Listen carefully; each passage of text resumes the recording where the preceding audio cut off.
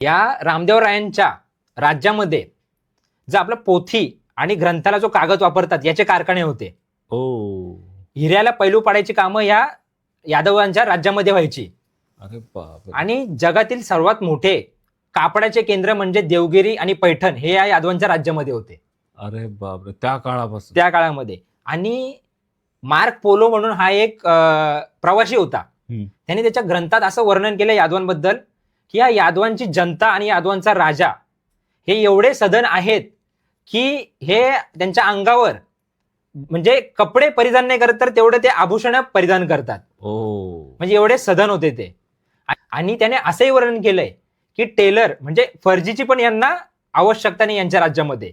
हा, एवढं सोनं घालतात. म्हणजे गरीब हा शब्द त्यांना माहितच नाही असं त्यांनी सगळं वर्णन मार्क पोलोने करून ठेवलंय. अरे बाप. आणि कदाचित ही ख्याती पूर्ण जगामध्ये पोहोचली. हा आणि दिल्लीचा जो सुलतान होता जलालुद्दीन खिलजी